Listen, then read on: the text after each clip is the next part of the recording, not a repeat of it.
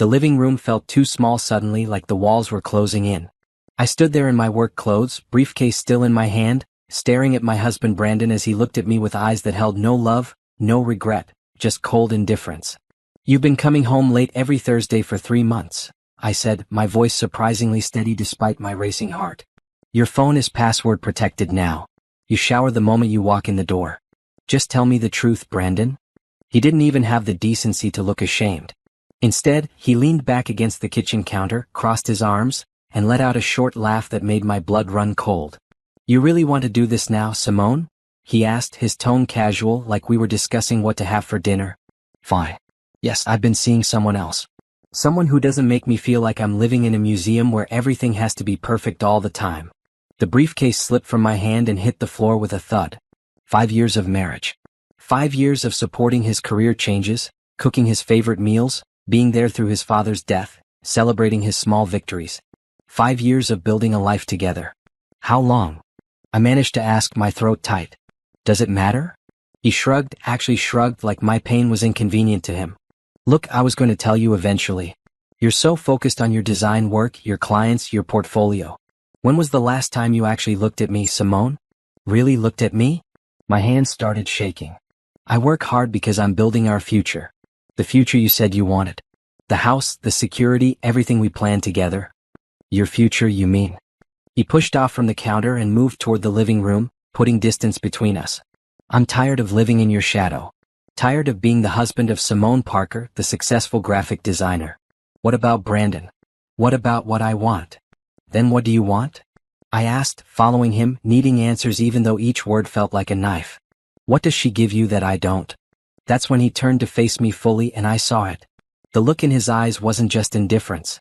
It was contempt. How had I missed this? How long had he been looking at me like this?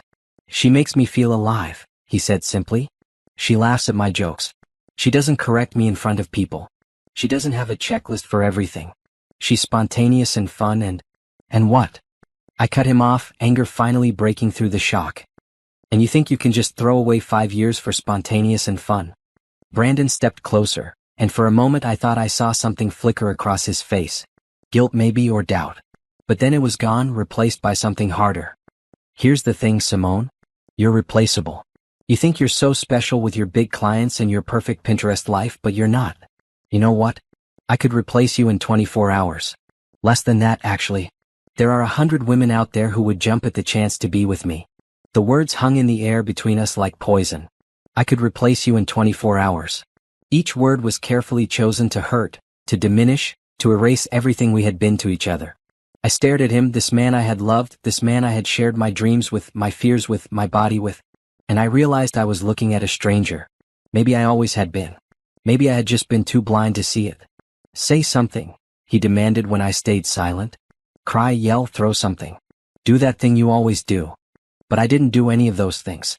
Instead, I felt something shift inside me, like a door closing. The pain was still there, sharp and overwhelming, but underneath it was something else.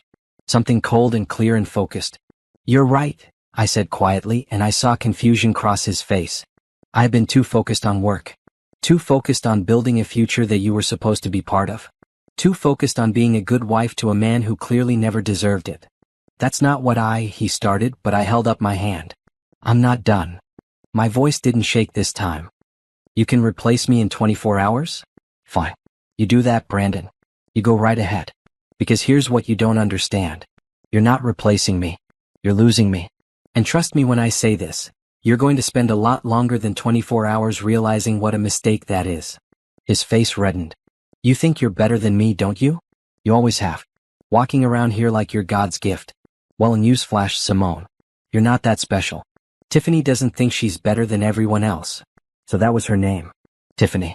I filed that information away in the part of my brain that was suddenly working with crystal clarity. "Is she here in Chicago?" I asked calmly. "What does it matter? Does she know you're married?" Brandon's silence answered the question.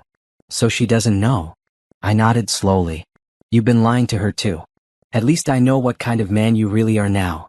"This is exactly what I'm talking about," he exploded. "This judgmental attitude. This high and mighty act. You want to know why I went looking elsewhere? Because being with you is exhausting. Everything is a test I'm failing. Every conversation is a reminder of how I'm not measuring up to your standards. I picked up my briefcase from where it had fallen. My hands were steady now, my mind clear. The initial shock was wearing off, replaced by a cold determination I had never felt before. You know what, Brandon? You're right about one thing. You were failing. But not because of my standards. Because you never had any of your own. I walked toward the stairs, then paused and looked back at him. Sleep wherever you want tonight. It doesn't matter to me anymore. That's it? He called after me. You're just going to walk away? Not going to fight for us? I turned on the stairs and looked down at him, this man who had just told me I was replaceable, who had betrayed everything we built, who thought so little of me that he could stand there and justify his cheating with a straight face. Fight for us. I repeated. Brandon, there is no us.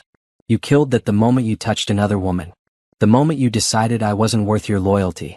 The moment you thought you could replace me like I was a broken appliance.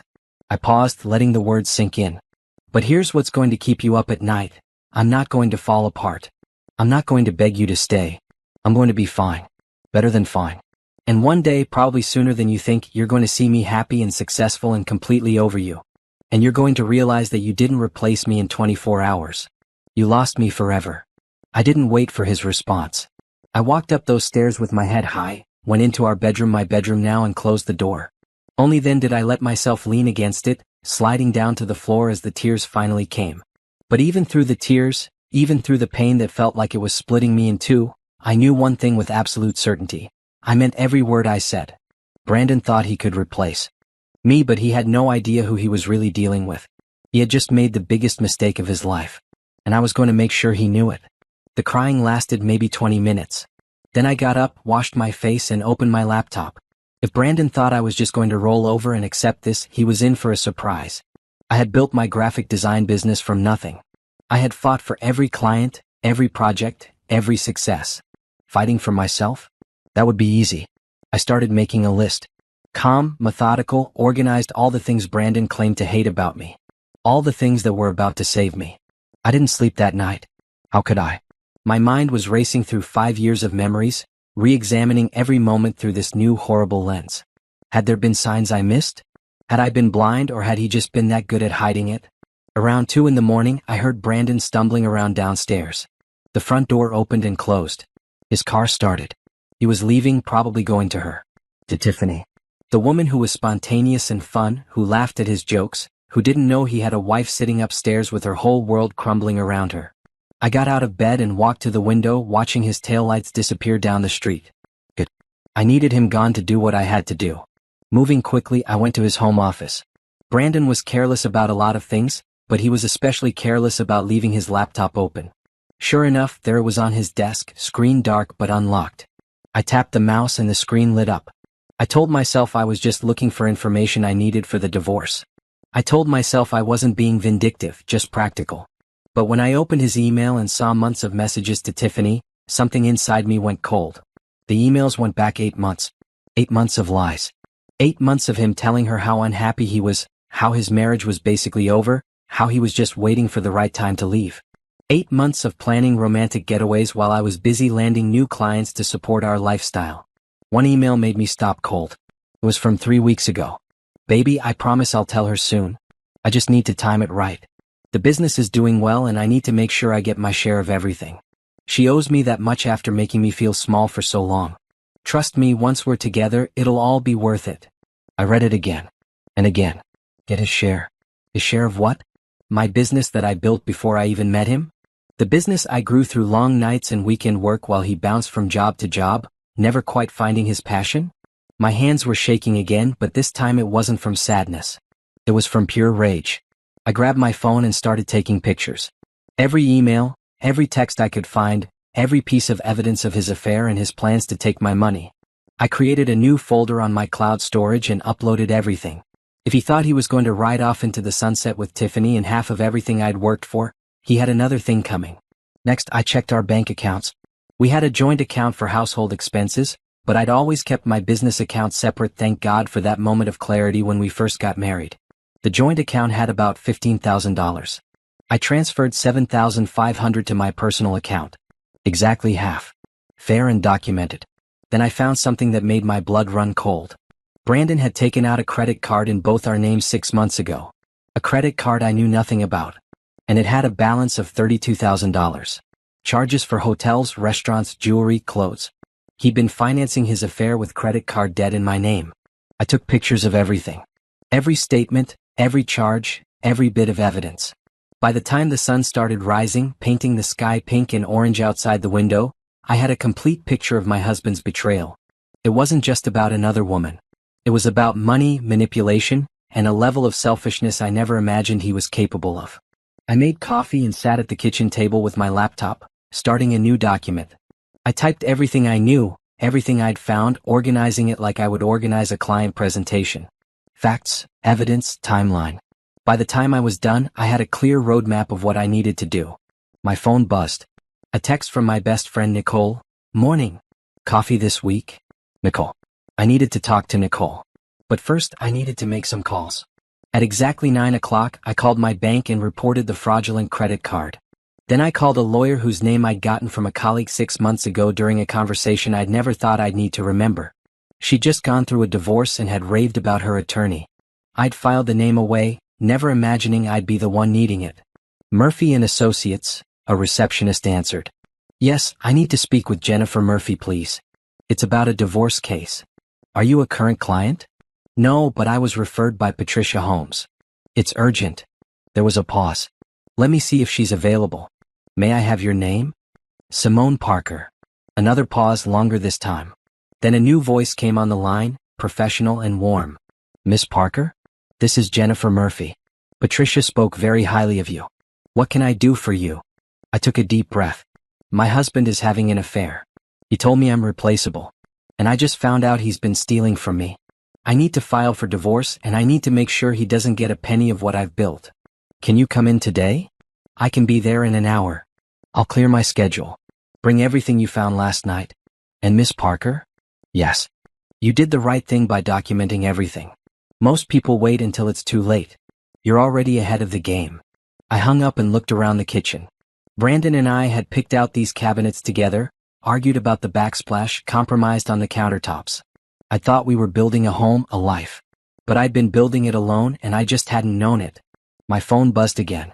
This time it was Brandon. We need to talk. I deleted the message without responding. We were done talking. Now it was time for action. I showered, dressed in my best professional outfit, a navy suit that made me feel powerful and in control, and grabbed the folder of documents I'd prepared. Looking in the mirror, I barely recognized the woman staring back at me. My eyes were red from crying, but there was something else there now. Determination. Strength. Fire. You want to replace me in 24 hours? I said to my reflection. Watch what I can do in less than that. At Jennifer Murphy's office, I laid out everything. She listened without interrupting, taking notes, occasionally nodding. When I finished, she sat back in her chair. Miss Parker, can I call you Simone? Please. Simone, I'm going to be straight with you. This is going to be messy. He's going to fight. He's going to try to make you feel guilty, try to paint himself as the victim. Men like him always do. I don't care. Good. Because here's what we're going to do. She pulled out a legal pad and started writing.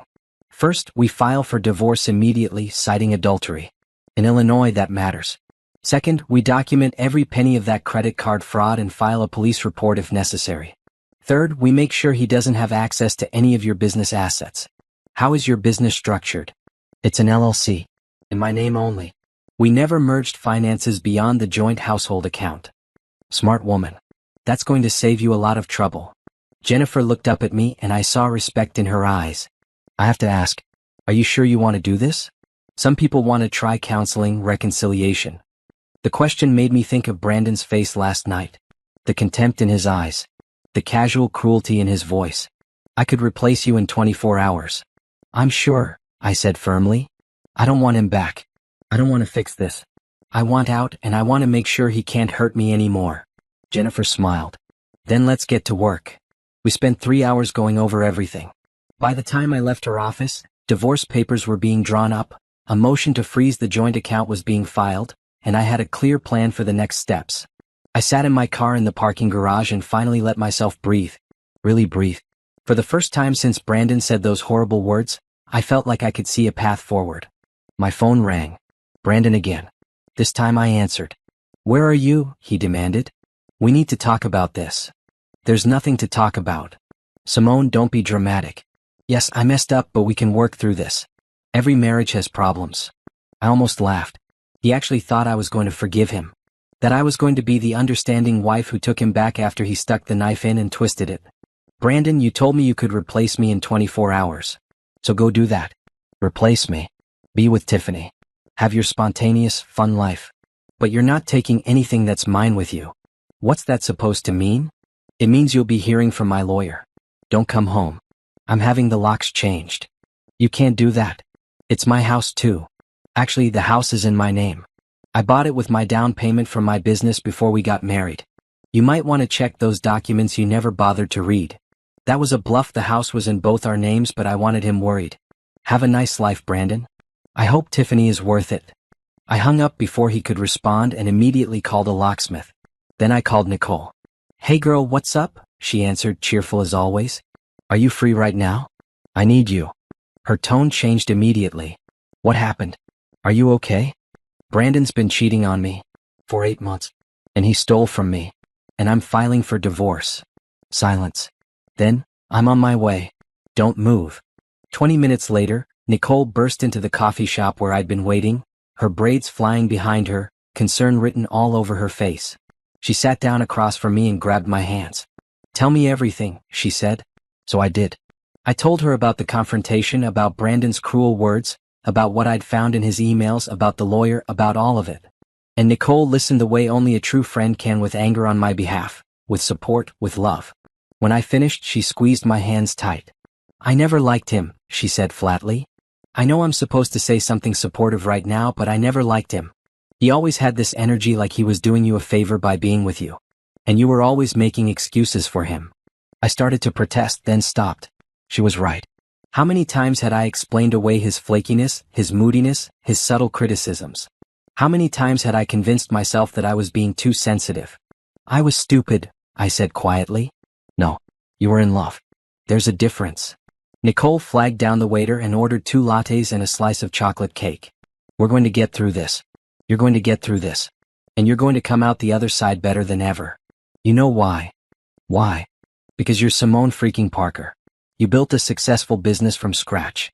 You're talented, smart, beautiful, and strong as hell. Brandon was lucky to have you for 5 years. And he just threw away the best thing that ever happened to him. She grinned. His loss is the world's gain, honey. Despite everything, I smiled. A real smile. The first one since yesterday. There she is, Nicole said softly. There's my girl. We sat there for hours, drinking coffee, eating cake, planning my next steps. Nicole offered to let me stay with her, but I refused. That house was mine, or would be soon enough. I wasn't going to let Brandon drive me out of my own home. By the time I got back to the house that evening, a new locksmith had been there and left new keys under the mat, exactly where I'd asked. I let myself in and walked through the rooms, seeing everything differently now. This wasn't Brandon's home.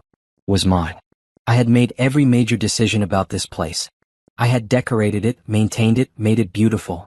He just lived in it. I went upstairs to my bedroom and started pulling Brandon's clothes out of the closet. T-shirts, jeans, suits, shoes. Everything went into garbage bags. I worked methodically, erasing him from my space one item at a time. When I was done, I dragged all the bags downstairs and lined them up by the front door. Then I sent Brandon a text. Your things are in bags by the door. You have 24 hours to pick them up. After that, they go to Goodwill. 24 hours. The same time frame he'd given me for replacing me. His response came immediately, you're being crazy. I didn't reply. I just blocked his number and went to bed in clean sheets that I'd put on myself, in a room that was finally mine alone. And for the first time in months, I slept soundly. The next 2 weeks were a blur of activity. I threw myself into work with an intensity that surprised even me. My clients got their projects early. My designs were sharper, more creative, more alive than they'd been in years. It was like removing Brandon from my life had removed a weight I didn't even know I was carrying. Jennifer Murphy worked quickly. The divorce papers were filed and Brandon was served at his office. According to Jennifer, he'd thrown a fit in front of his colleagues, which made me smile grimly. Let him show everyone who he really was. He tried everything to get in touch with me. Phone calls from different numbers, I blocked them all. Emails, they went straight to spam. He even showed up at the house once, but I called the police and he left before they arrived. Jennifer filed a restraining order the next day. He's panicking, she told me during one of our meetings. That's good. Panic makes people sloppy. He's already made several mistakes that are going to help our case. Like what? She showed me a series of emails Brandon's lawyer had sent. In them, Brandon claimed he'd contributed equally to my business, that he deserved compensation for his emotional support and marketing ideas. He also claimed I'd locked him out of the house unfairly and stolen money from the joint account. This is all going to fall apart in court, Jennifer explained.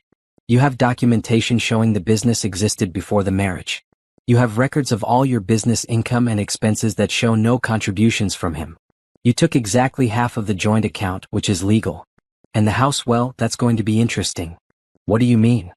The down payment came from you, correct? Yes. $30,000 from my business savings. And you can prove that? I have all the bank records.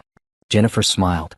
Then even though the house is in both names, we can argue that your initial investment gives you majority equity. Combined with the fact that you've been making the mortgage payments from your business account. Wait, how did you know that? I did my homework. I pulled all the financial records I could access. You've been carrying this marriage financially for years, Simone. The mortgage, the utilities, even his car payment. All coming from your accounts. I sat back stunned. I knew I'd been the primary earner, but seeing it laid out like that in black and white was shocking. Brandon had been living off me for years, and I'd been too busy working to notice. So what does this mean?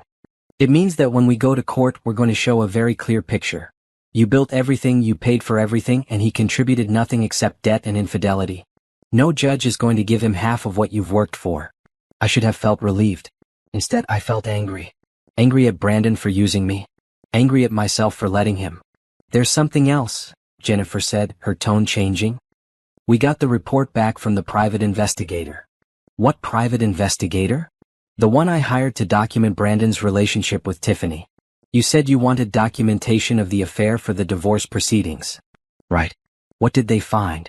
Jennifer slid a folder across her desk. I opened it and found myself looking at photographs.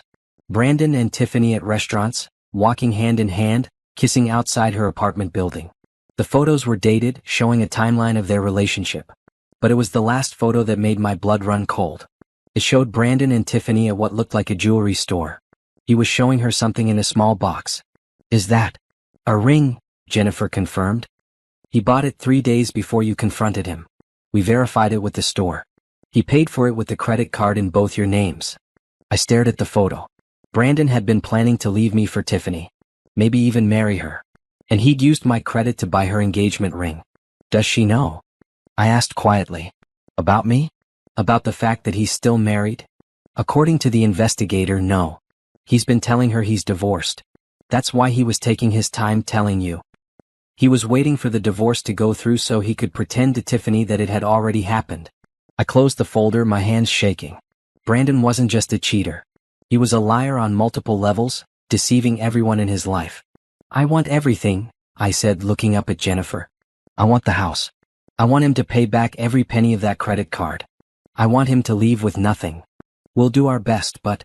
No. I cut her off. Not our best. I want it all. He tried to destroy me, tried to steal from me, lied to everyone around him. I'm not going to be nice about this. I'm not going to be understanding. He wanted to replace me in 24 hours? Let him try to do it with nothing. Jennifer studied me for a moment, then nodded. Okay. Then that's what we'll fight for. When I left her office that day, I felt different. Harder. More focused. The sadness was still there, buried deep, but on top of it was something new. Purpose. I went home and did something I'd been putting off. I called my family. My mother answered on the second ring. Simone? Baby, how are you? It's been weeks since we talked. Mom, I need to tell you something. What's wrong? You sound strange. Brandon and I are getting divorced. Silence. Then, what happened? I told her everything. Well, not everything. I left out the cruel words, the credit card fraud, the depth of the betrayal. I just told her he'd been cheating and we were done. I never trusted that man, she said, and I almost laughed. Nicole had said the same thing. How many people had seen what I was too blind to see? Why didn't you say anything? Because you loved him. And sometimes people need to learn lessons the hard way. She sighed. Are you okay? Do you need anything? I'm okay, Mom. I'm handling it. Of course you are. You're my daughter. Pride filled her voice. You've always been strong. Even when you were a little girl, you never let anything keep you down for long. We talked for another hour. She told me about my younger brother's new job, about the church bake sale, about the neighbor's new puppy. Normal things. Safe things. Things that reminded me that life would go on even after this. After I hung up, I sat in the quiet house and let myself think about the future for the first time. What did I want? Not just from the divorce but from life? I wanted my business to grow. I wanted to buy a place that was entirely mine. I wanted to travel, something Brandon had always resisted because of the cost. I wanted to wake up happy again. And slowly I started to believe that maybe I could have those things. Maybe Brandon leaving, as painful as it was actually the best thing that could have happened to me. My phone buzzed. A text from an unknown number. "This is Tiffany. We need to talk." I stared at the message for a long time. How did she get my number? What did she want? Part of me wanted to ignore it, to let her figure out who Brandon really was on her own. But another part of me, the part that was tired of lies and games, wanted to respond. Wanted to tell her exactly what she'd gotten herself into. I typed back, "I have nothing to say to you." Her response came quickly, "Please. I just found out he's still married." I didn't know. He told me he was divorced. So she knew now. Good. Let her deal with the lies too. "That's not my problem," I typed. "I know. And I'm sorry. I'm so sorry. I would never have if I'd known." I deleted the conversation. I didn't want her apology. I didn't want her excuses. I wanted her and Brandon to deal with the mess they'd created without involving me. The next few days passed in a similar pattern. Work during the day, meetings with Jennifer in the evening, long nights organizing my finances and planning my future. Brandon kept trying to reach out through various means, but I ignored everything. Then, exactly 3 weeks after he told me I was replaceable, I got a call from Jennifer. "Simone, you need to hear this. Brandon's lawyer just called. He wants to settle." Settle? We just filed. Apparently things aren't going well for him.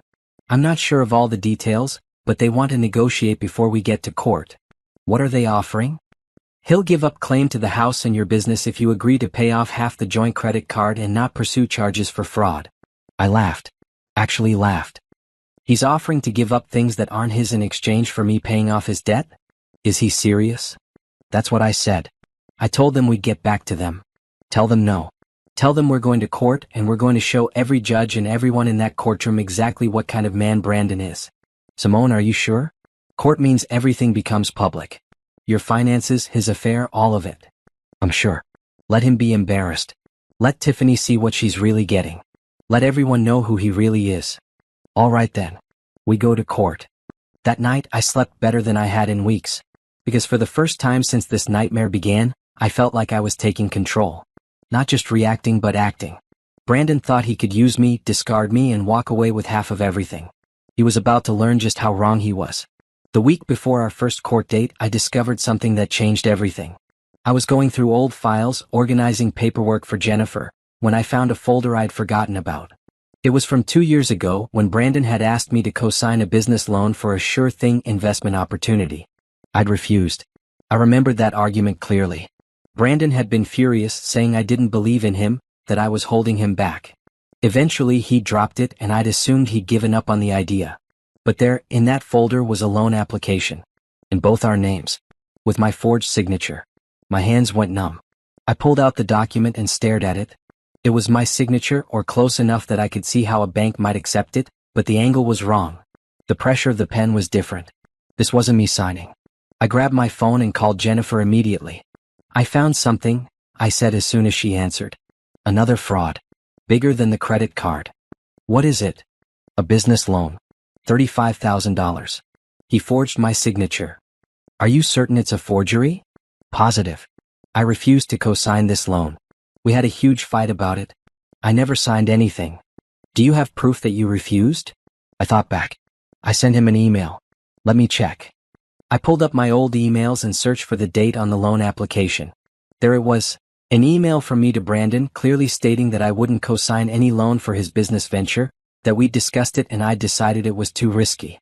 The loan application was dated 3 days after that email. I have an email where I specifically said I wouldn't sign it, dated 3 days before the application. "Send it to me now." And the loan application. "Simone, this is serious. This isn't just divorce court material. This is criminal fraud." "I know. Do you want to press charges?" I thought about Brandon, about his smug face when he told me I was replaceable, about the months of lies and betrayal.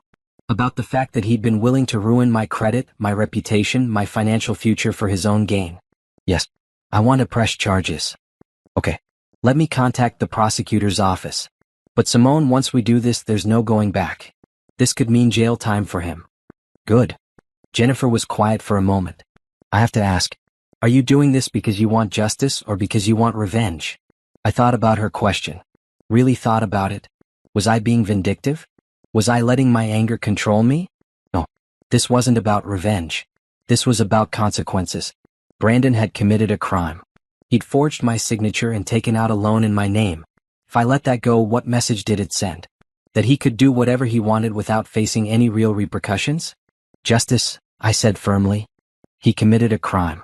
He needs to face the consequences. All right. Then let's move forward. 2 days later, Brandon was arrested at work. Jennifer called me with the news and I felt nothing. No satisfaction, no sadness, no guilt. Just a sense of things finally being made right. The arrest made everything more complicated. The divorce proceedings were temporarily paused while the criminal case moved forward. Jennifer assured me this was actually good for us. It meant Brandon would be too busy defending himself against fraud charges to fight me for the house or my business. But then things took an unexpected turn. Tiffany called me again. Please don't hang up, she said quickly when I answered.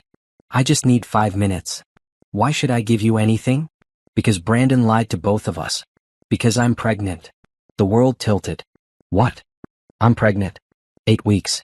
And Brandon's been arrested and his lawyer says he might go to jail, and I don't know what to do. Her voice cracked. I know you hate me. You have every right to hate me. But I didn't know he was married. I swear I didn't know. I sat down heavily on my couch.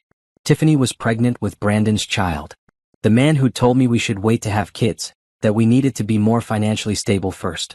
The man who'd apparently been more than stable enough to plan a whole new family with someone else. That's not my problem, I said coldly. I know it's not. But I just found out about the loan fraud, about everything he did to you. And I realized I don't know him at all. I thought I did. I thought we were building something real. But he's been lying about everything. Welcome to my world. I'm sorry. I'm so sorry. If I had known. But you didn't ask, I cut her off. You didn't question why a man was so eager to jump into a serious relationship. You didn't ask to see divorce papers. You just believed what you wanted to believe. You're right. She was crying now. You're absolutely right. I was stupid and selfish and I helped him hurt you, even if I didn't mean to. I'm so sorry, Simone. Hearing my name from her mouth made my skin crawl. Don't call me again. Deal with Brandon on your own. That's not my life anymore. I hung up and blocked her number. Then I did something I hadn't let myself do in weeks. I cried. Not for Brandon, not for my marriage, but for the sheer unfairness of it all. He'd moved on so easily, so quickly. He was having a baby with someone else. He'd stolen from me, lied to me, treated me like I was nothing. And yet, I was the one who'd had to be strong. I was the one who'd had to organize and document and fight. I was the one who'd had to rebuild while he just moved on to his next victim. The crying lasted longer this time. When Nicole called an hour later and heard my voice, she was at my door within 20 minutes. Talk to me, she said, pulling me into a hug. I told her everything. The loan, the arrest, Tiffany's pregnancy, all of it. That bastard, Nicole said when I finished. That absolute bastard. She's pregnant, Nicole. He's having a baby with her. And what does that have to do with you? Nothing. It has nothing to do with me. That's what makes it so awful. My whole life got blown up and he just gets to move forward like nothing happened. Nicole grabbed my shoulders and made me look at her. Listen to me. Brandon's life is falling apart. He got arrested at work. His affair partner just found out he's a liar and a thief. He's facing criminal charges. He's about to lose everything in the divorce. And if he goes to jail? Good luck being a present father from prison. You think he'll actually go to jail? With that evidence? Yeah, I think he might. Fraud isn't something judges take lightly. She softened. I know it doesn't feel like it right now, but you're winning, Simone. You're getting out of this marriage with your dignity, your business, and your future intact. He's getting exactly what he deserves. I wanted to believe her. I wanted to feel like I was winning. But all I felt was tired. Stay here tonight, I said to Nicole. I don't want to be alone. I'm not going anywhere. We ordered pizza, watched terrible reality TV, and didn't talk about Brandon once. It was exactly what I needed. The next morning, I woke up to find Nicole had made breakfast and was sitting at my kitchen table with her laptop. "What are you doing?" I asked, pouring coffee. "Research. I'm looking up that business loan. The one Brandon took out with your forged signature." "Why?" "Because I want to know what happened to the money." "Don't you?" I hadn't thought about that. I'd been so focused on the forgery itself that I hadn't considered where the $35,000 went. "Can you find that out?" "Maybe." "Do you know what bank it was through?" I pulled up the loan document on my phone and showed her. Nicole's fingers flew across her keyboard. "Okay, so this was through First National Bank. And according to the public records, the business it was supposed to fund was called Momentum Marketing Solutions." She looked up at me. "Ever heard of it?" "No." She kept typing. "Okay, so Momentum Marketing Solutions was registered as an LLC 2 years ago. Owner listed as Brandon Parker. There's no website, no social media presence, nothing. It's a ghost company." "What does that mean?" "It means he created a fake business to get the loan, then probably pocketed the money." I sat down next to her, staring at the screen. "All of it?" "Probably. Let me see if I can find any business expenses." More typing. "No business tax returns filed. No business bank account that I can find. No expenses claimed. Simone, I think he just took that $35,000 and spent it on himself." "On Tiffany, you mean?" Nicole looked at me. "Yeah, probably on Tiffany." I thought about the jewelry, the trips, the expensive restaurants, and the credit card statements. Brandon had been living a double life, and he'd been funding it with stolen money. "I need to tell Jennifer about this," I said. "Already sent her an email with everything I found." "You're a good friend, you know that?" "I know." She grinned. "And when this is all over, you're going to buy me a very expensive dinner to thank me." Despite everything, I smiled. "Deal." The investigation into the loan revealed exactly what Nicole had suspected. Brandon had created a fake business, taken out a loan in both our names, and spent the money on his affair. The prosecutor added additional charges of fraud and embezzlement. His lawyer tried to make a deal, but the prosecutor wasn't interested. Not with evidence this clear. The divorce proceedings resumed, and this time Brandon didn't fight. He couldn't. His lawyer advised him to agree to my terms. I'd get the house, my business, and he'd be responsible for all the debt in exchange for me not pursuing additional civil charges. Jennifer advised me to take the deal. "We've won," she said. "He's facing criminal charges, he's losing everything in the divorce, and you get to move on with your life. That's as good as it gets." She was right. I signed the settlement agreement. 1 month later, the divorce was finalized. I was officially single. Brandon was officially broke. And justice, it seemed, had been served. But it didn't feel like victory yet. It just felt like the end of a very long, very painful chapter. The real victory, I was starting to realize, would come in what I built next. The day the divorce was finalized, I woke up and looked at the ceiling of my bedroom, not our bedroom, my bedroom, and felt something I hadn't felt in months. It wasn't joy exactly, not yet. But it was the absence of the constant anxiety that had been my companion since that awful night when Brandon told me I was replaceable. For the first time in a long time, I didn't wake up with my stomach in knots, didn't immediately reach for my phone to see what fresh hell was waiting for me. I got up, made coffee, and sat on my back porch watching the sun rise. The house was quiet. Empty. What? My phone buzzed. A text from Jennifer.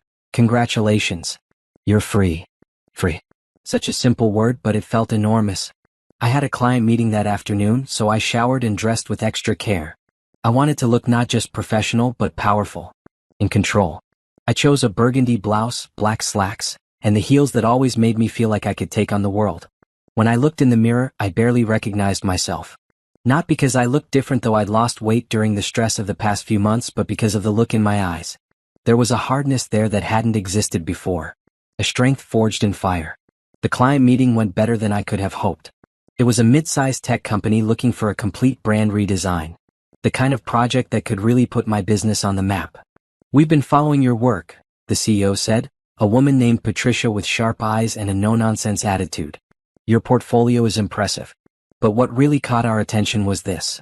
She pulled up an article on her tablet.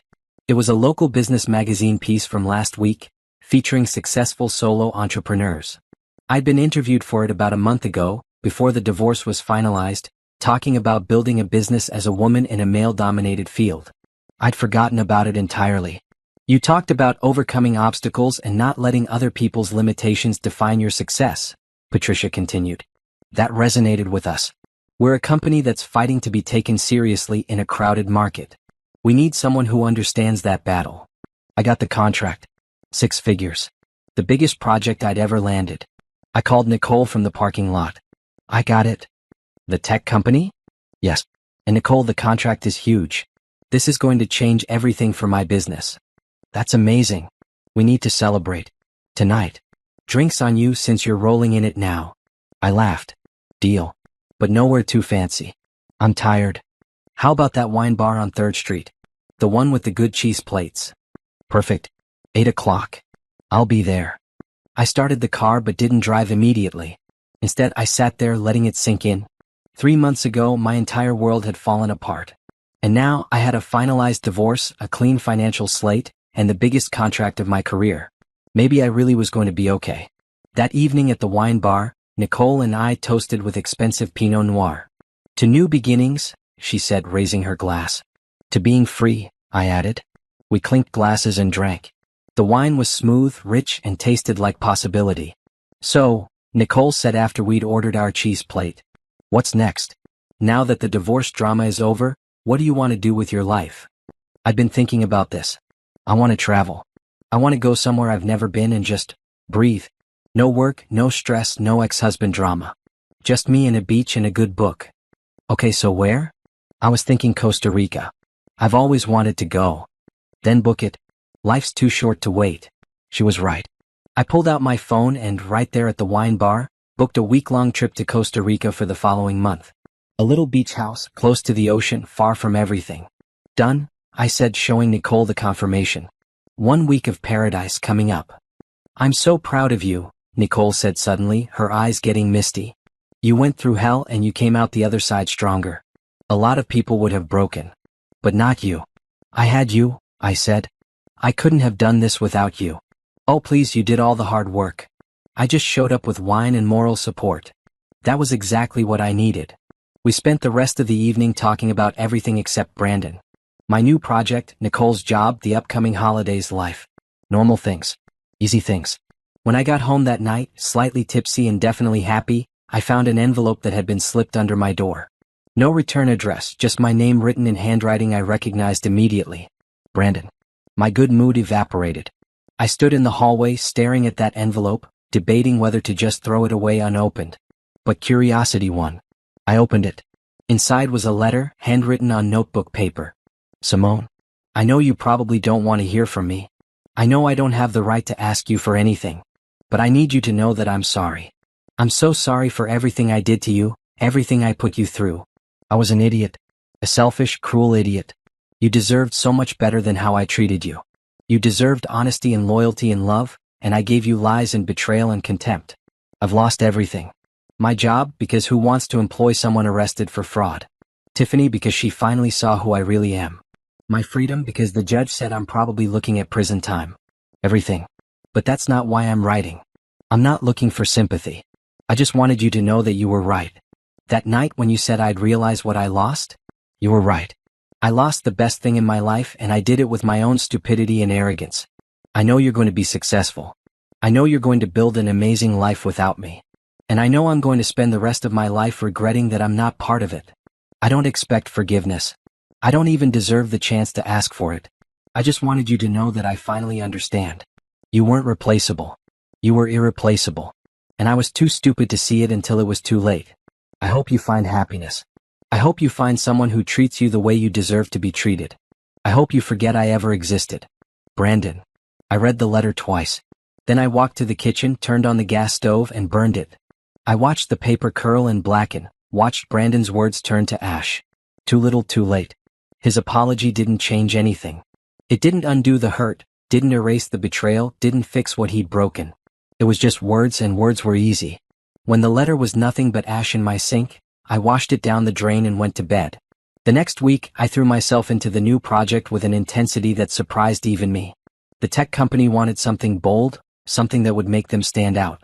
I gave them 3 different concepts, each more innovative than the last. They loved all of them but chose the boldest one, a complete visual overhaul that incorporated interactive elements and a fresh, modern aesthetic. It was the kind of work I'd always wanted to do but had been afraid to pitch before. "This is exactly what we needed," Patricia told me in our follow-up meeting. "You understand us. You get what we're trying to do." "I understand fighting to be seen," I said. "I understand proving yourself when everyone thinks you don't belong." She smiled. "Then we're going to work very well together." As the project progressed, I found myself working longer hours than I had in years. But unlike before, when long hours had meant stress and exhaustion, now they meant excitement and creative fulfillment. I was doing work I was proud of, work that challenged me, work that mattered. And for the first time in my life, I was doing it entirely for myself. Not to support a partner, not to prove anything to anyone, just because I loved it.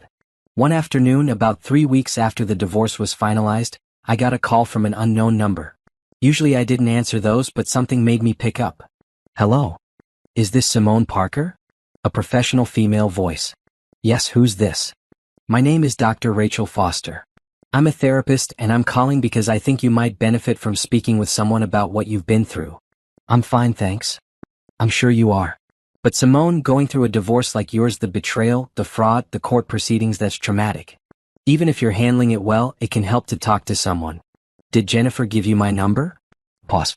"She thought you might benefit from my services. But the decision is entirely yours." I almost hung up. I was fine. I was handling things. I didn't need therapy. But then I thought about the nightmares I'd been having. The way my heart still raced when I saw someone who looked like Brandon from behind. The way I couldn't quite trust anyone new I met, always looking for hidden motives. "Okay," I heard myself say. "Maybe one session. How about tomorrow at 2? I'll be there." The therapy session was harder than I expected. Dr. Foster didn't push, didn't pry, just let me talk. And once I started, I couldn't stop. Everything came pouring out: the betrayal, the anger, the fear, the sadness, the small moments of victory that felt hollow, the big wins that I couldn't quite celebrate. "You're grieving," she said gently when I finally stopped. "Not just the loss of your marriage, but the loss of the future you thought you had. The loss of trust. The loss of the person you were before this happened." "I don't want to be that person anymore," I said. She was too trusting. Too naive. Maybe. Or maybe she just loved someone who didn't deserve it. "That's not a flaw in you, Simone. That's a flaw in him." I started seeing Dr. Foster twice a week. In those sessions, I learned that being strong didn't mean not feeling the pain. It meant feeling it and moving forward anyway. "You've been in survival mode since Brandon told you about the affair," she explained. "Now it's time to start healing mode. Those are different things." She was right. I'd been so focused on getting through each day, on winning the divorce, on protecting myself, that I hadn't let myself really process what happened. I'd been running on adrenaline and anger for months. It was time to slow down. To feel. To heal. As my trip to Costa Rica approached, I found myself actually getting excited. Not just to escape, but to experience something new. To be somewhere where nobody knew my story, where I was just Simone, not divorced Simone, not betrayed Simone, just Simone. The day before I left, I did one final thing. I changed the locks on the house again. Not because I was afraid Brandon would come back, but because I wanted a completely fresh start. New locks, new keys, new beginning. Standing in my house with the new keys in my hand, I felt it. That thing I'd been chasing for months. Victory. Not because Brandon had lost, though he had. Not because I'd won in court, though I had. But because I'd survived. I'd rebuilt. I'd reclaimed my life. And that night, packing for Costa Rica, I caught myself humming. Actually humming, happy and light. I was going to be more than okay. I was going to be great. Costa Rica was everything I needed and nothing I expected. The beach house I'd rented was small but perfect: white walls, blue shutters, and a porch that overlooked the ocean. I could hear the waves from every room. The first 2 days I did nothing but sleep. I'd been running on fumes for so long that my body needed to shut down and reset. I slept 10, 12, sometimes 14 hours a day, waking only to eat fruit from the local market and walk barefoot on the beach. By the third day, I started to feel human again. Really human, not just functioning human. I woke early and watched the sunrise from my porch, coffee in hand. The sky turned from deep purple to pink to orange to that brilliant blue that only exists near the ocean. I'd never taken the time to watch a sunrise before. Brandon had always said waking up early on vacation was a waste. Brandon. I caught myself thinking his name and deliberately pushed it away. This trip wasn't about him. It was about me. I spent that day exploring the small town near my rental. There was a market with fresh mangoes and papayas, a tiny bookstore run by an American expat named Gloria, and a surf shop where a local teenager tried to convince me to take lessons. "You have good balance," he said, eyeing me critically. "I can tell." "How can you tell?" He grinned. "I just can. Come back tomorrow morning. First lesson free." "Why not?" I thought. When was I going to get another chance to learn to surf? "Okay," I said. "Tomorrow morning." His grin widened. 6 a.m. Don't be late. The next morning I stood on a surfboard for the first time in my life. And promptly fell off. Again. And again. And again. "You're thinking too much," my instructor, his name was Miguel, shouted from the water. "Stop thinking. Just feel. Stop thinking. Just feel." If only it were that easy. But by the end of the lesson, I'd managed to stand up for a full 3 seconds before wiping out.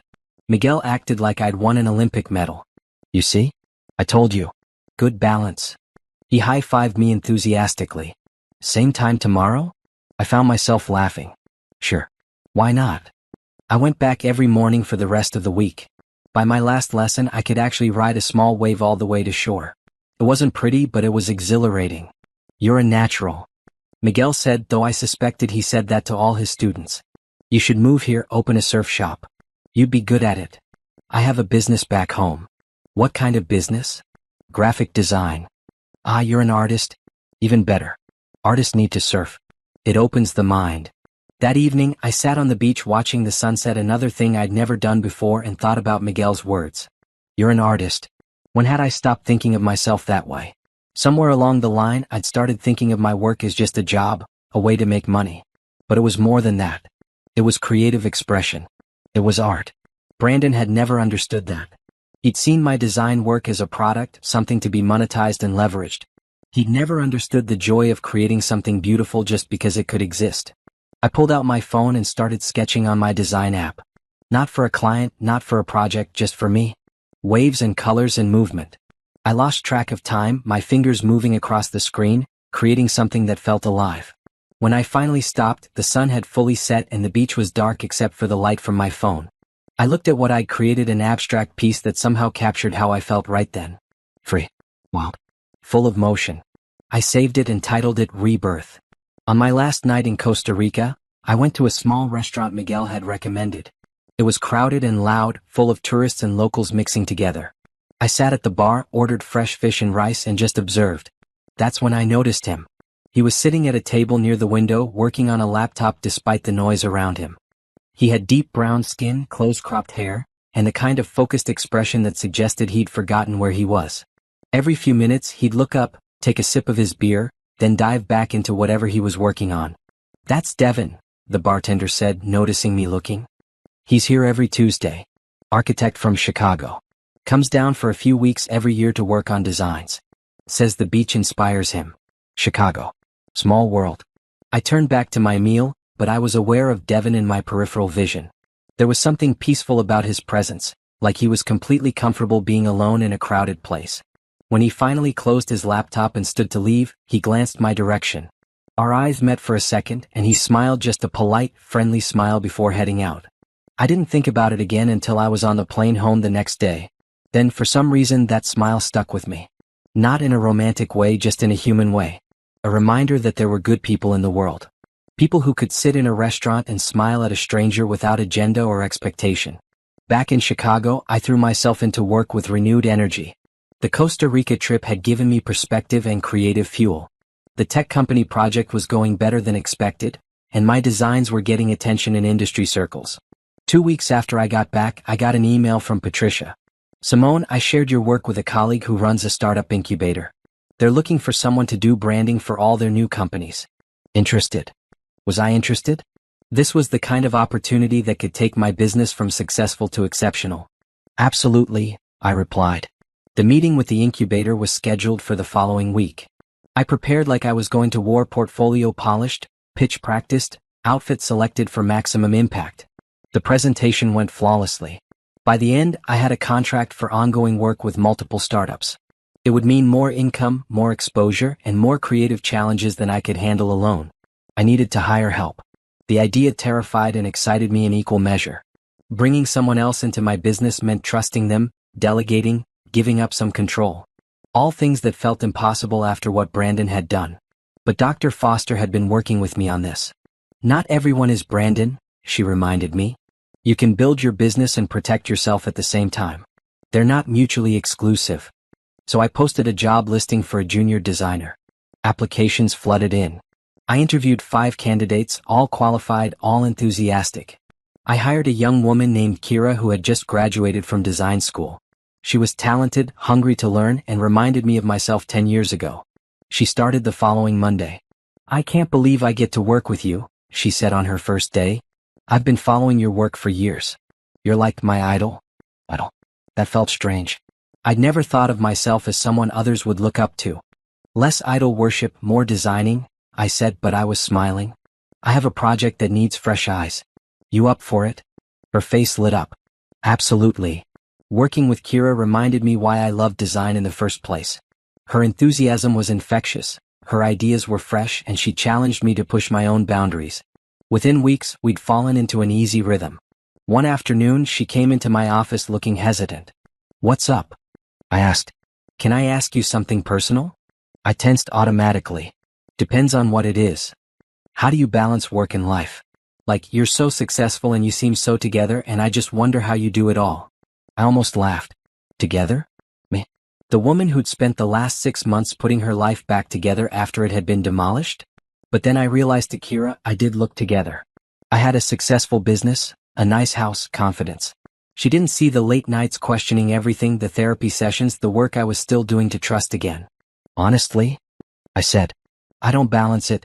I just do the next thing in front of me. Some days that's work. Some days it's taking care of myself. Some days it's both. And some days it's neither, and I just survive until tomorrow." She seemed to relax.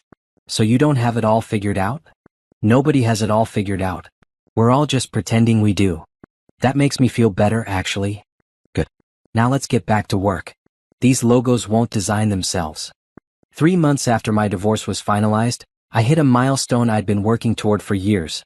My business broke $1 million in annual revenue. $1 million. From a business I'd built from nothing, through sheer determination and talent. Nicole insisted we celebrate properly this time. She planned a whole evening dinner at a fancy restaurant, drinks at a rooftop bar, and a midnight showing of my favorite movie. "You've earned this," she said, hugging me tight. "You took the worst year of your life and turned it into your best year professionally. That's incredible." "I had help," I said, hugging her back. "I couldn't have done this without you." "Oh please. I just provided moral support and wine. You did all the hard work." At dinner, Nicole raised her glass. "To Simone Parker. Survivor. Fighter. Success story. To moving forward," I added. We clinked glasses and drank, and for the first time in a long time, I felt genuinely happy. Not just okay, not just surviving, but actually happy. After dinner, we were walking to the rooftop bar when I literally bumped into someone coming out of a coffee shop. "I'm so sorry," I started, then stopped. It was Devin, the architect from Costa Rica. "No, that was my fault," he said, then paused. "Wait, were you in Costa Rica last month? At that restaurant?" "Yes." "You were working on your laptop." He laughed. "Guilty. I'm Devin." He held out his hand. "Simone." I shook it, then gestured to Nicole. "This is my friend Nicole. Nice to meet you both. Are you from Chicago?" "Yeah, been here my whole life." "You moved here 5 years ago for work. Still getting used to the winters." He smiled, that same easy smile from the restaurant. "Small world running into you here." "Definitely." There was a pause, not quite awkward but not quite smooth. "Well, I should let you get back to your evening," Devin said. "But it was nice meeting you properly this time." "You too." He walked away and Nicole immediately grabbed my arm. "He's cute," she hissed. "Stop it. I'm just saying. And he's an architect. That's like a real grown-up job." "I'm not interested." "You should be. When was the last time you even looked at a man?" "I'm happy alone, Nicole. I don't need anyone." "I didn't say you needed anyone. I said you should be open to meeting someone. There's a difference." I thought about it as we continued walking. Was I open to meeting someone? Or had Brandon broken that part of me permanently? I didn't have an answer. At the rooftop bar, I excused myself to use the restroom. On my way back, I noticed someone sitting alone at the bar, looking familiar. It was Devin again. He saw me and waved. "We have to stop meeting like this," he joked. I laughed. Are you following me? Would you believe that I actually live in the building next door and come here all the time? Okay, that's actually a weird coincidence. Tell me about it. He gestured to the empty seat next to him. Want to join me for a drink? Unless you're with your friend. I glanced back at our table. Nicole was watching with barely concealed glee, giving me enthusiastic thumbs up. One drink, I said, sitting down. We talked for 2 hours. About architecture and design, about Chicago and Costa Rica, about work and life. He was easy to talk to, funny without trying too hard, interested without being intrusive. So what brought you to Costa Rica? He asked. I needed to get away after a difficult year. He nodded, not pushing for details. It's a good place for that.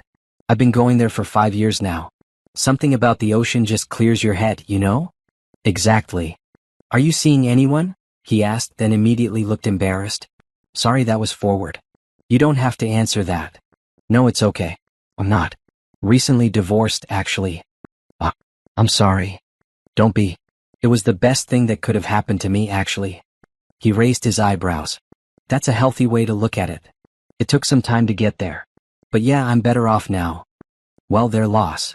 He said it simply, like it was obvious. Something about that statement made me like him. Not romantically, not yet, but as a person. He didn't pry, didn't try to play therapist, just accepted what I'd said and moved on. When I finally rejoined Nicole, she was practically bouncing. Tell me everything. There's nothing to tell. We just talked. For 2 hours. He's nice. That's it. Did he ask for your number? Actually, he had. Right before I left, he'd said, I'd like to see you again. Maybe get coffee sometime? No pressure. I'd given him my number. Not because I was looking for romance, but because I'd enjoyed talking to him. Because it had felt normal and easy and nice. Maybe, I admitted to Nicole. She squealed. This is great. You're putting yourself out there. I'm really not. I'm just open to making a new friend. Sure. Friend. Nicole winked. Whatever you say. That night, lying in bed, I thought about the evening. The celebration of my business success, the surprise of running into Devin twice, the ease of our conversation. For the first time since Brandon, I could imagine maybe, someday being open to something. Not now, not soon, but eventually. It was progress. Fall turned to winter, and Chicago transformed into a frozen wonderland that I'd forgotten could be beautiful. I'd been so miserable during my marriage that I'd stopped noticing the city around me. Now, walking to client meetings or coffee shops, I found myself appreciating things I'd overlooked before: the architecture, the energy, the way snow made everything look clean and new. My business was thriving. The startup incubator work led to referrals, which led to more referrals. I was turning down projects because I didn't have capacity, which felt amazing and terrifying at the same time. You need to hire another person, Kira said one afternoon, buried under sketches and mock-ups. We can't keep up with demand. She was right. So I hired again, this time a more experienced designer named Andre who'd been laid off when his agency downsized. He brought expertise I didn't have, particularly in digital animation and interactive design. Suddenly I had a real team. Small but real.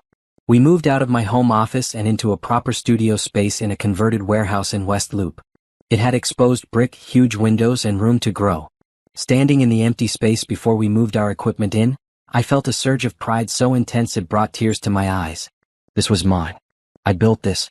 Not we, not Brandon and I, just me. Devin and I had been texting occasionally, casual conversation, nothing serious. He'd ask about my work, I'd ask about his projects. We'd share funny observations about Chicago winter. Easy. Comfortable. One evening in December, he texted, I have an extra ticket to an architecture lecture tomorrow night. Interested? I promise it's less boring than it sounds. I almost said no. I had work to finish, designs to review, a comfortable evening at home planned. But Dr. Foster's voice echoed in my head. It's okay to say yes to things just because they sound interesting. Not everything has to be about work or healing. Sometimes things can just be for fun. Sure, I texted back. What time? The lecture was actually fascinating, a discussion of how Chicago architecture influenced modern urban design. Devin sat next to me, occasionally leaning over to whisper context or amusing observations. That building he's talking about? The architect was drunk during half the design process, he whispered during one section. You're making that up. I swear I'm not. It's a famous story in architecture circles. Afterward, we grabbed dinner at a nearby restaurant. The conversation flowed like it had before, easy, interesting, punctuated by laughter. Can I ask you something? Devin said over dessert. Sure. Why did your marriage end? You mentioned it was difficult, but you never said why. He held up his hands. You don't have to answer if you don't want to. I thought about it. Usually when people asked, I gave a sanitized version. We grew apart, or, it wasn't working out. Safe, vague, polite.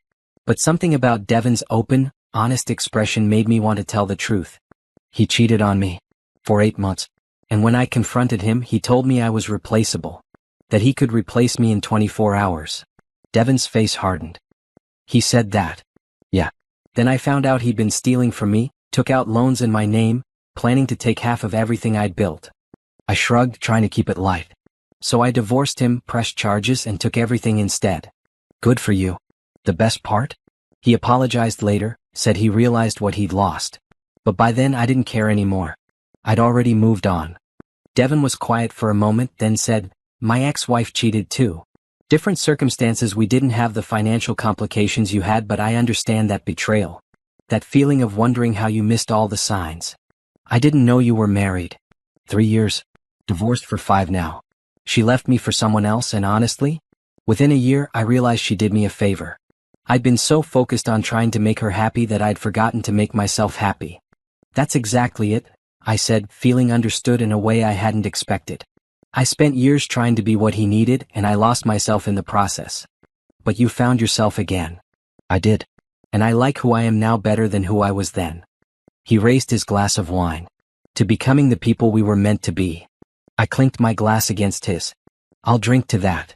Walking back to my car later, Devin said, I had a really nice time tonight. Me too. Can I be honest about something? Sure. I'd like to see you again. And not just as friends. I'm attracted to you, Simone. But I also understand if you're not ready for that. We can take this as slow as you need, or we can just stay friends. Whatever you're comfortable with. His directness was refreshing. No games, no pressure, just honesty. I'm not ready for anything serious, I said carefully. I'm still figuring out who I am outside of my marriage. But I like spending time with you. Maybe we can just see where things go? Without any expectations. He smiled. I can work with that. Over the next few months, Devin and I fell into an easy pattern. Dinner once or twice a week, occasional weekend activities, a museum exhibit, a concert, ice skating in Millennium Park. He never pushed for more than I was willing to give, never made me feel pressured or rushed. It was nice. Comfortable. Safe. Nicole, of course, had opinions. You like him, she said during one of our coffee dates. Of course I like him. He's nice. No, you like him. I can tell. I'm not ready for that yet. Okay, but when will you be ready? It's been almost a year since Brandon. At some point, you have to take a risk again. Why? Why do I have to? I'm happy as I am. Are you though? Or are you just safe? The question bothered me more than I wanted to admit. Was I happy? Or was I just comfortable in my independence, afraid to risk being hurt again? In February, something happened that forced me to confront those questions. I was at a gallery opening for a friend's art show when I saw him. Brandon. He was across the room, looking older and thinner than I remembered, talking to a young woman who looked like she wanted to be anywhere else. Our eyes met. His face went pale. I felt nothing. No anger, no hurt, no satisfaction. Just nothing. He was a stranger who happened to share some history with me. He started walking toward me and I considered leaving. But then I thought, why should I leave? I had every right to be here. More than that, I wanted to be here. I wasn't going to let his presence dictate my actions. Simone, he said when he reached me. Can we talk? I don't think we have anything to talk about. Please. Just 5 minutes. I really looked at him and saw desperation in his eyes. He'd aged badly. There were lines around his mouth that hadn't been there before, gray in his hair, a defeated slump to his shoulders. Fine. 5 minutes. We stepped outside into the cold February air. Brandon shoved his hands in his pockets and wouldn't meet my eyes. I saw the article about your business. He started. In Chicago Magazine. You're doing really well. I am. I'm happy for you. I mean it. I said nothing. I'm sorry, he continued. I know I said it before, but I don't think you believed me. I really am sorry, Simone. I ruined the best thing in my life because I was selfish and stupid and… Brandon, I cut him off gently. I believe you're sorry. I believe you realize what you lost. But it doesn't change anything. What's done is done. I know. I needed you to know that I know I was wrong. Okay. Now I know. He finally looked at me. You look good. Happy. I am happy. Are you seeing anyone? The question was so Brandon still thinking he had a right to know about my life that I almost laughed. That's not your business anymore. Right. Of course. Sorry. He rubbed his face. Tiffany left, after I got out of jail. Took our daughter and moved to her parents' place in Indiana. You have a daughter? Yeah. Emily. She's 6 months old. I see her every other weekend. He said it like it was a prison sentence, not a privilege. Everything fell apart after you left. Everything. I didn't leave, Brandon. You blew up our marriage. There's a difference. I know. I know that. He looked at me with something like desperation. Is there any chance? No. I didn't even let him finish. Whatever you're about to ask, the answer is no. We're done. We've been done for a year. It's time for you to move on. Have you moved on? Really? I thought about my business, my team, my studio. I thought about the therapy sessions where I'd worked through the pain and betrayal. I thought about Costa Rica and surfing and learning to be alone without being lonely. I thought about Devon and the possibility of something new, something healthy, something real. Yes, I said. I really have. Brandon nodded slowly. Then I guess this is really goodbye. It was always goodbye, Brandon. You just didn't want to accept it. I turned and walked back inside without waiting for his response. My hands were shaking slightly, but not from fear or sadness. From relief. I'd seen him, faced him, and felt nothing but the desire to get back to my life. Inside, I found my friend whose art was being displayed. Sorry, I got caught up in something. Everything okay? Yeah. Actually, everything's perfect. The next day I called Devon. Hey, can we talk? Sure. What's up? I saw Brandon last night. My ex-husband. Oh, how did that go? It was fine. More than fine, actually. I realized something. What's that? I took a deep breath. I'm ready. For something real. If you still want that. There was a pause, then Devon said, I'm on my way over. He arrived 30 minutes later with takeout Thai food and a bottle of wine. We sat on my couch, eating pad Thai and talking about what we both wanted from this. I don't want to rush anything, I said. But I also don't want to keep holding back out of fear. Does that make sense? Complete sense. I'm not looking to replace anyone or fix anyone. I just want to get to know you better. The real you, not the you who's trying to protect herself. I can do that, I said. I think. He smiled. Then that's enough for now. We talked late into the night about everything, our pasts, our fears, our hopes. When he finally left around midnight, he kissed me at the door. It was gentle, sweet, and felt like a beginning. That night, lying in bed, I realized something profound. I'd built a whole new life from the ashes of my old one. And this new life was better in every single way. Brandon had tried to destroy me by saying I was replaceable. Instead, he'd freed me to become irreplaceable to myself, to my team, to the clients who trusted me, and maybe, just maybe, to someone who actually deserved me. I fell asleep smiling. I heard about Brandon's downward spiral through the grapevine, Chicago's professional community being smaller than it seemed. My business was flourishing while his life was imploding in slow motion, and I felt no guilt about it. None. He'd made his choices, and now he was living with the consequences. It started with his job. The arrest for fraud had made headlines in local business news. His company had fired him immediately, citing ethics violations. According to Nicole, who heard it from a friend who worked there, security had escorted him out of the building with a box of his belongings while his colleagues watched. Good, I'd said when she told me. Let everyone see what kind of person he really is. Without income and facing legal fees, Brandon had to sell his car. Then his furniture. He'd moved into a tiny apartment in a rough neighborhood, the kind of place I wouldn't have felt safe visiting even in daylight. Tiffany had lasted longer than I expected through the arrest, through the first court date, even through the revelation of his debts. But when she realized there was no money left, when she understood that the man she'd fallen for was broke and unemployed and facing jail time, she'd taken their baby daughter and left. I knew all this not because I was keeping tabs on Brandon, but because he kept trying to reach out. Not to me directly, he knew better after our conversation at the gallery, but through mutual acquaintances, through social media messages I never responded to, through pathetic attempts to get my attention. One evening in early spring, I was working late at the studio when Kira knocked on my office door. Someone's here to see you, she said, looking uncomfortable. Who? He says his name is Brandon. Should I call security? My stomach tightened, but I kept my voice calm. No, it's okay. Tell him I'll be down in 5 minutes. I took those 5 minutes to compose myself, to remember who I was now. Strong. Successful. Free. Brandon couldn't hurt me anymore. He was just a ghost from a past life. When I went downstairs, I found him standing in our lobby, looking around at the exposed brick walls, the modern furniture, the large prints of our best design work. He looked smaller somehow, diminished. "Nice place," he said when he saw me. "You've really done well for yourself." "What do you want, Brandon? Can we talk? Somewhere private? We can talk right here. You have 5 minutes. He glanced around at Kira and Andre, who were pointedly not looking at us but definitely listening. "It's personal. I don't care. Say what you came to say or leave." He sighed, running a hand through his hair, a gesture I'd seen 1,000 times when he was stressed. "I need help." "No. You didn't even hear what I need help with." "I don't care what you need help with. The answer is no." "Simone, please. I'm about to lose my apartment. I can't afford the child support payments. I can't find work because of the arrest record. I need a loan. Just enough to get back on my feet." I stared at him, genuinely surprised by his audacity. "You're asking me for money?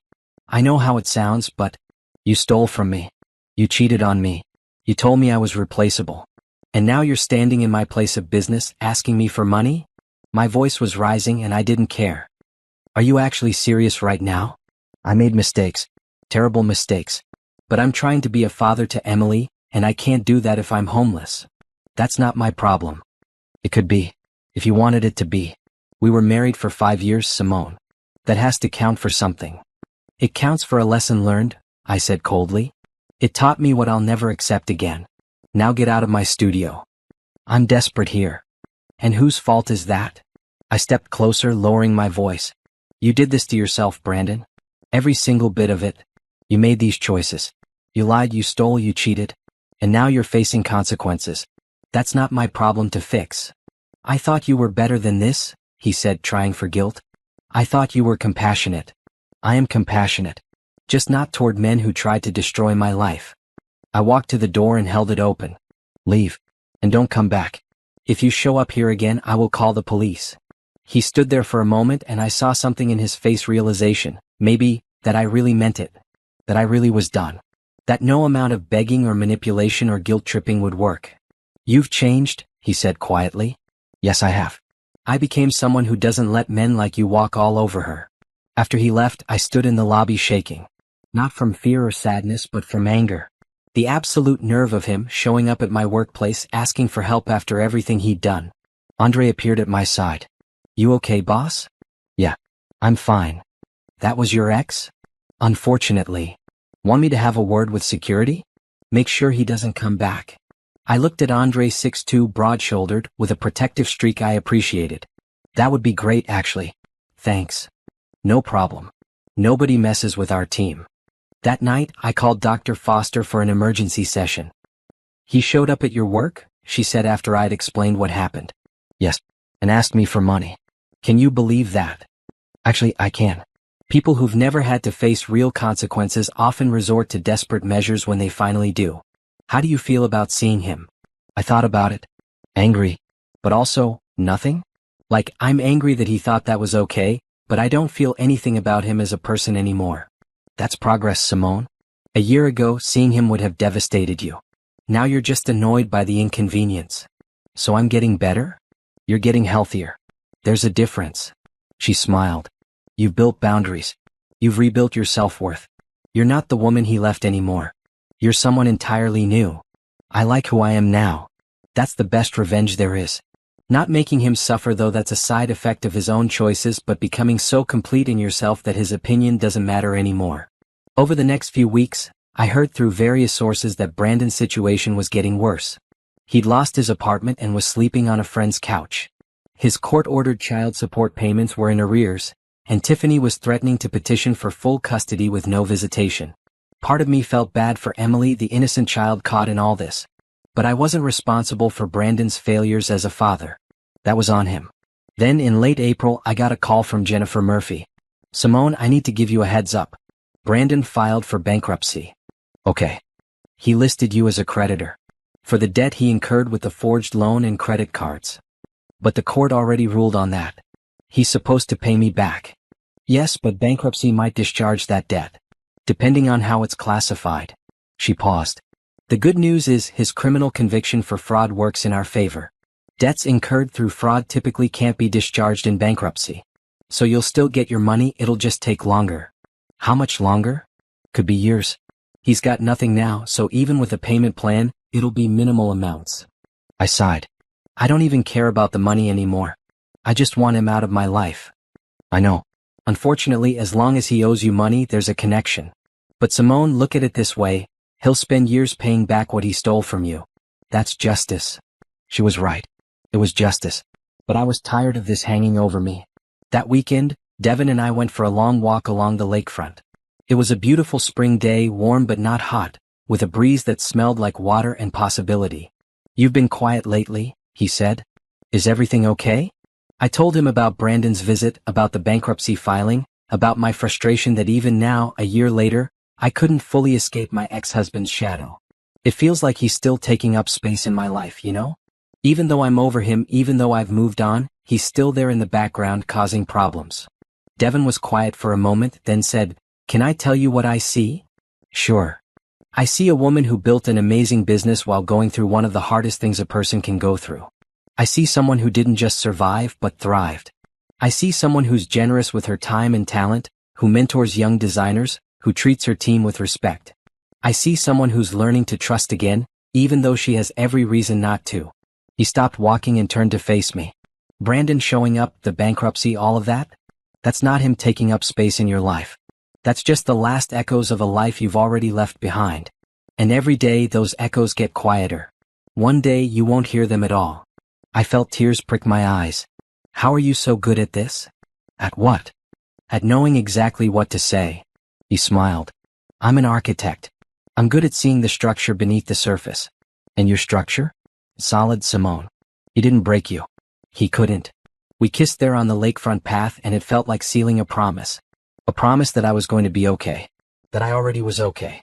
2 weeks later, I got a text from an unknown number. This is Tiffany.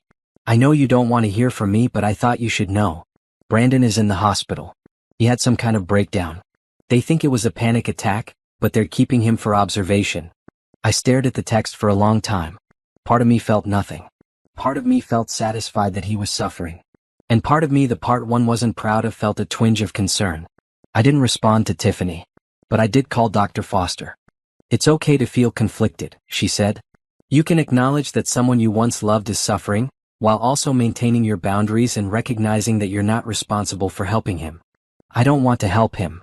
Then don't. You don't owe him anything. But what if? What if what? What if he hurts himself? That's not on you, Simone. You didn't put him in this situation. His choices did. And you have to protect yourself first. She was right. I knew she was right. I blocked Tiffany's number and went back to my life. Summer arrived, and with it came a professional opportunity I'd never imagined.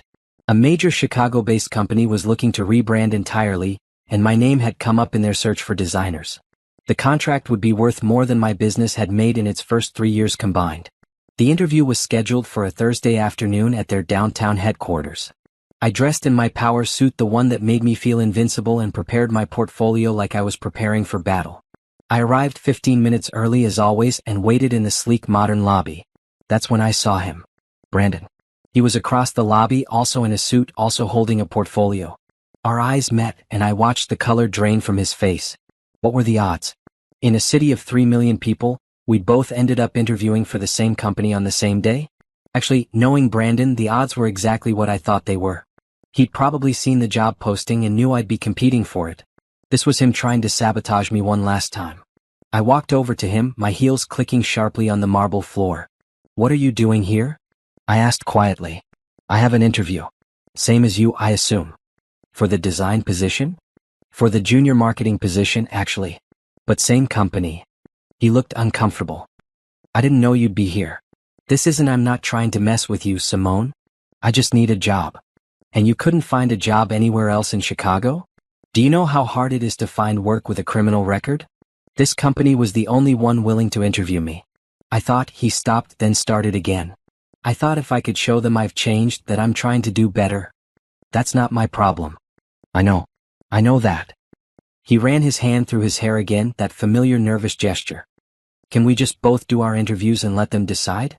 Maybe we'll both get jobs. This is a big company.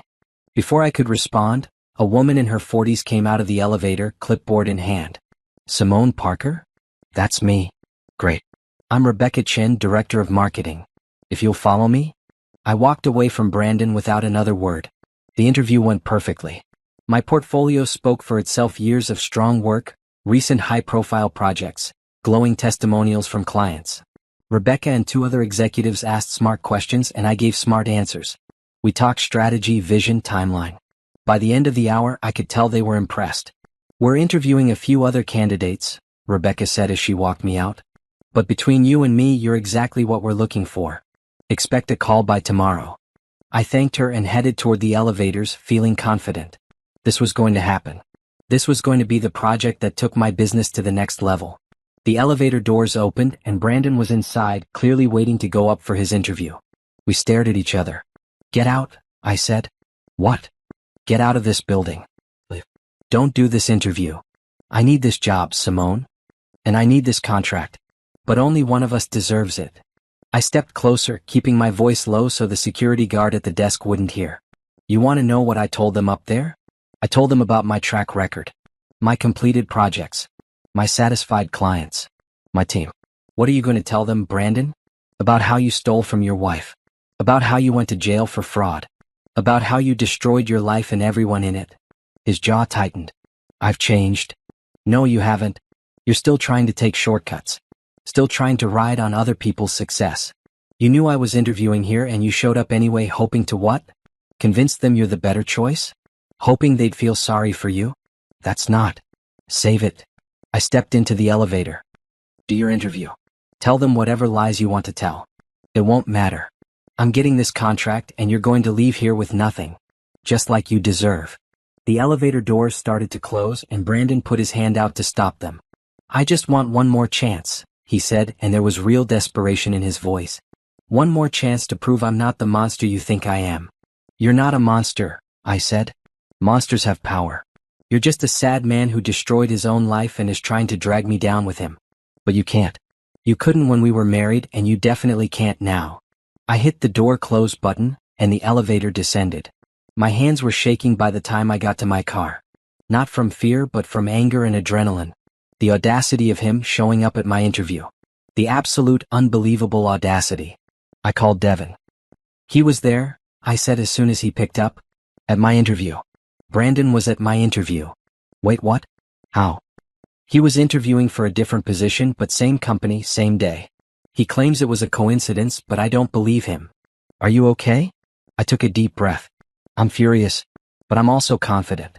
I did a great interview, Devin. They loved me. He can't take this from me. Of course he can't. You're brilliant at what you do. I told him off in the elevator. Really told him off. And it felt good.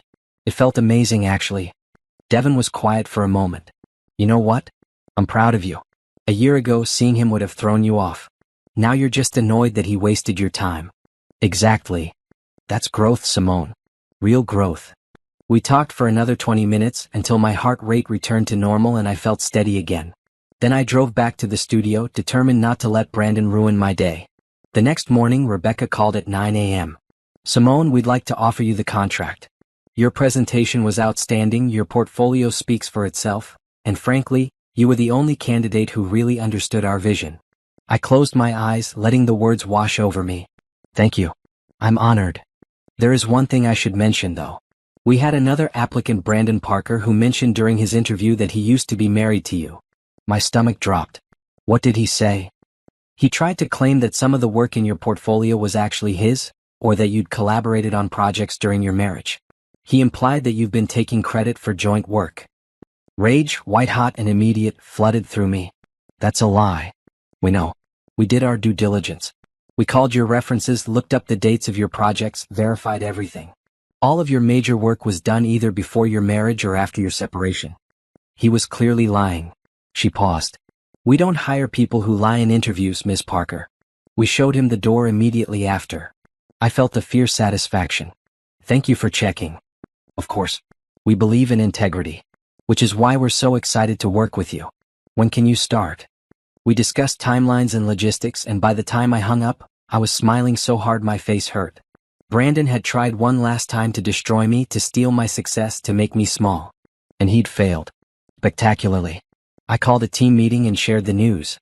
Kira squealed and hugged me. Andre high-fived me and demanded we celebrate properly. We ordered champagne and pizza and spent the afternoon toasting to the future.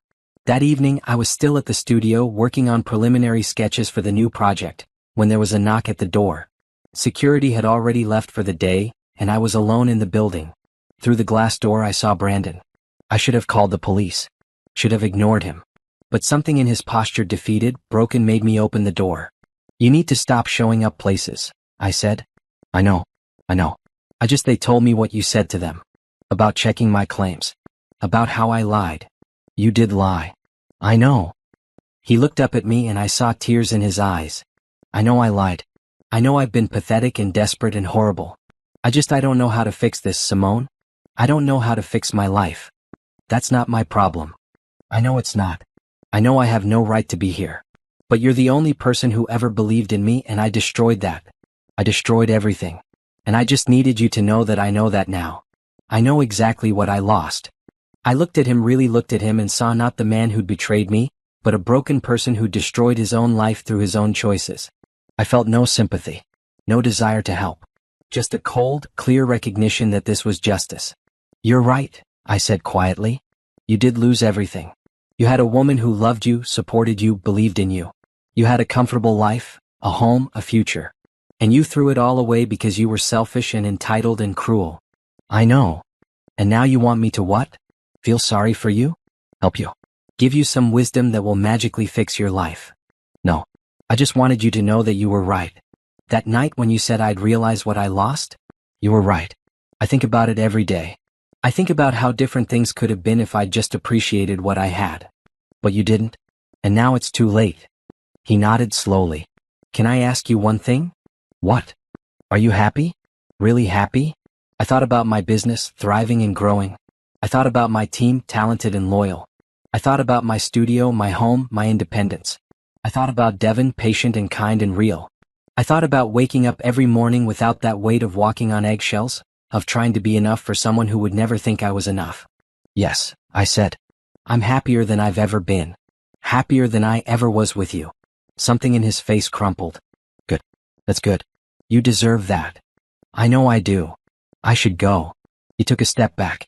"I won't bother you again. I promise. I just needed to say this. To tell you that you were right about everything. Brandon?" He turned back, hope flickering in his eyes. "Don't come back here. Don't contact me. Don't show up at places I might be. This is it. This is goodbye. For real this time." The hope died.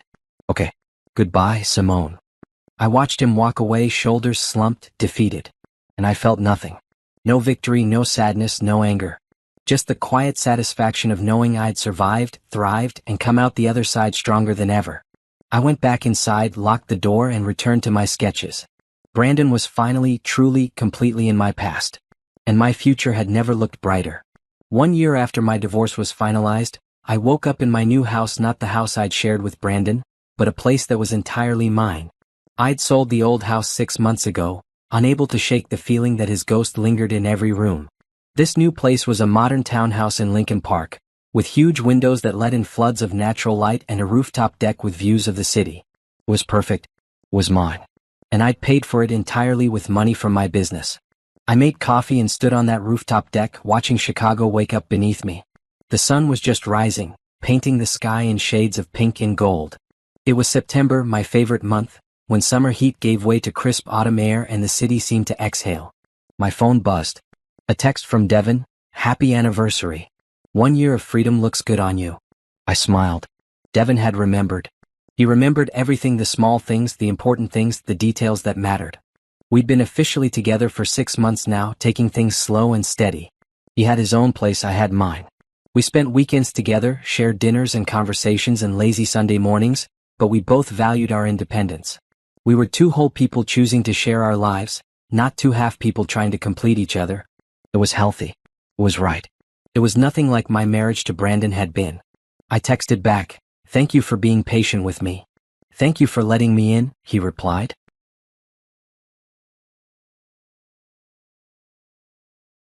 Later that morning, I had a meeting at the studio. The tech company rebrand was complete and launching next week, and we were already fielding inquiries from companies who'd heard about our work. The startup incubator had referred us to 3 new clients. We were booked solid for the next 6 months.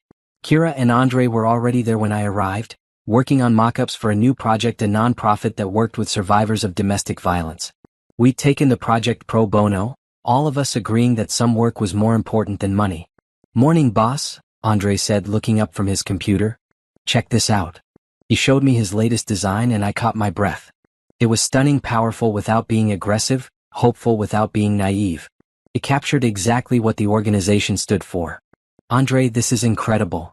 "You think?" "I wasn't sure about the color palette." "It's perfect. They're going to love it." Kira came in carrying coffees for everyone. "Big day today, right? The Chicago Business Journal interview?" I'd almost forgotten. A journalist was coming to interview me about being a successful woman entrepreneur in Chicago's design scene. It was the kind of exposure I dreamed about when I first started my business. Right. 2 o'clock. I should probably figure out what I'm going to say. "Just be yourself," Kira said. "You're inspiring without trying to be. That's what makes you great." The interview went well. The journalist, a woman named Sandra, asked thoughtful questions about building a business, overcoming obstacles, and advice for young entrepreneurs. "What would you say to someone starting out, especially women in male-dominated fields?" she asked. I thought about it. "I'd say that your value doesn't depend on other people recognizing it." I spent years trying to prove myself to people who were never going to see me clearly. The moment I started building for myself on my own terms, everything changed. Success isn't about making other people believe in you. It's about believing in yourself so completely that their doubt becomes irrelevant. Sandra smiled.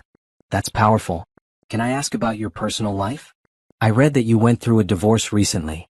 I'd known this question was coming. Jennifer had prepared me for it, reminded me that I could decline to answer anything personal. But I didn't want to hide anymore. I did. And it was the hardest thing I've ever been through.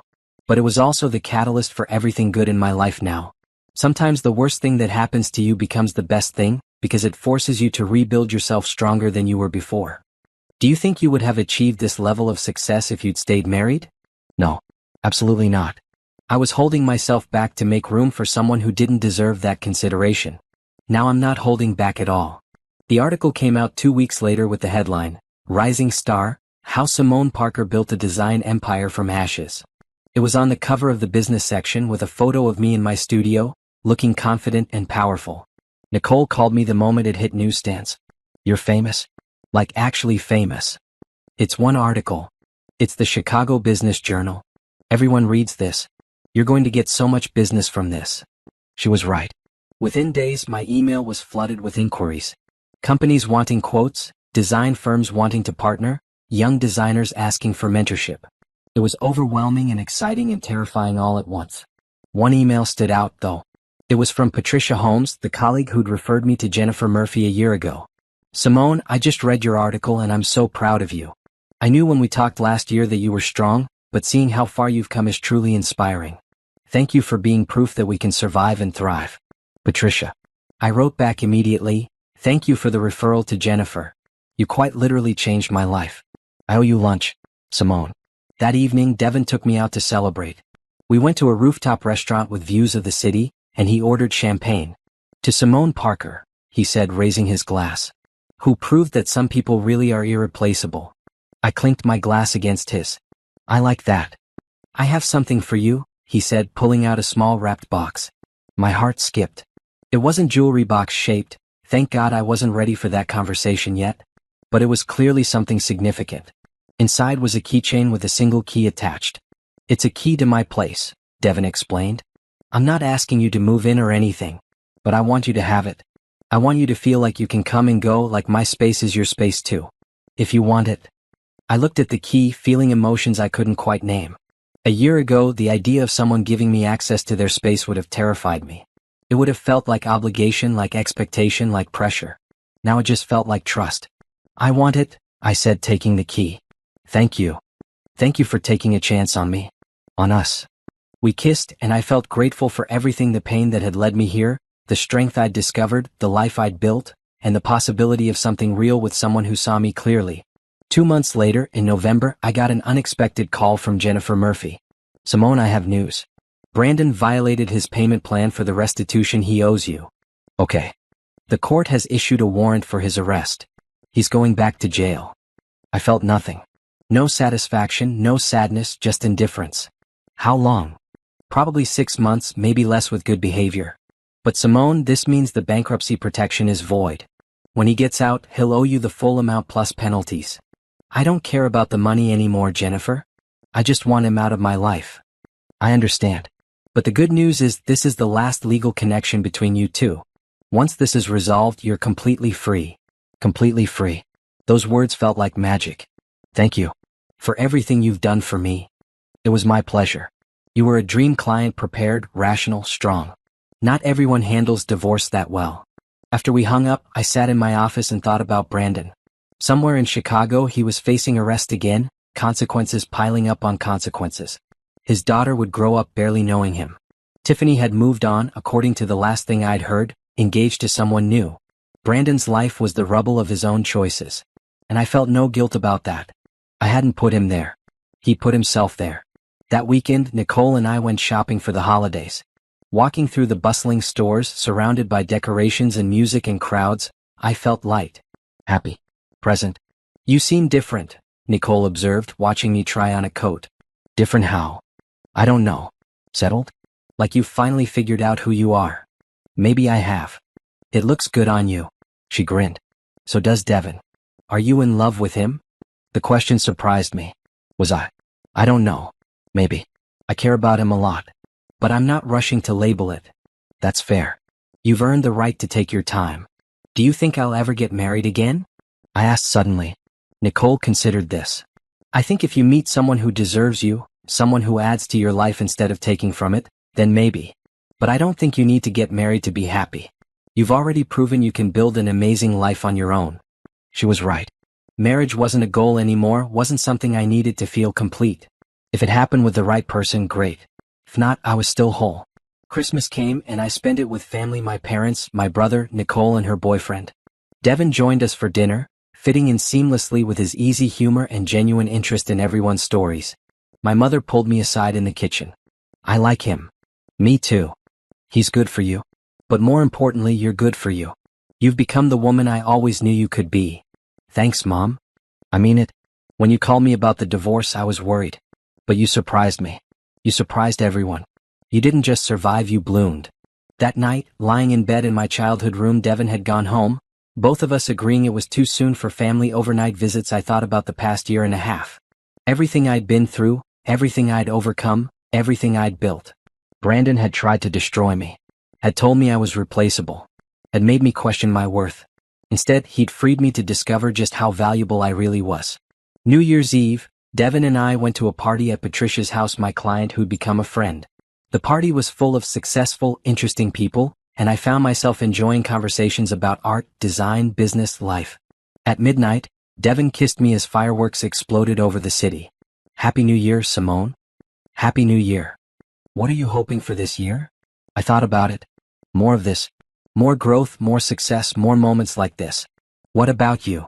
I'm hoping you'll let me spend more of those moments with you. I smiled. I think that can be arranged. As January rolled around, bringing with it the second anniversary of that awful night when Brandon told me I was replaceable, I took myself out to dinner. Alone. Intentionally. I sat in a nice restaurant, ordered an expensive meal, and reflected on everything that had changed. The woman I'd been 2 years ago seemed like a stranger, small, afraid, trying so hard to be enough for someone who would never see her value. The woman I was now. She was powerful, independent, successful, happy. I raised my glass of wine in a silent toast to myself, to surviving, to thriving, to proving that the worst thing someone says to you can become the catalyst for the best version of yourself. My phone buzzed. A text from Kira, emergency. The client moved up the deadline. Can you come in? I laughed. Even my emergencies now were the good kind, too much work, too much success, too many opportunities. I paid my bill and headed to the studio, ready to tackle whatever came next. Because that's who I was now. Someone who faced challenges head-on. Someone who built empires from ashes. Someone who was, without question, irreplaceable. Not because of what I meant to others, but because of what I meant to myself.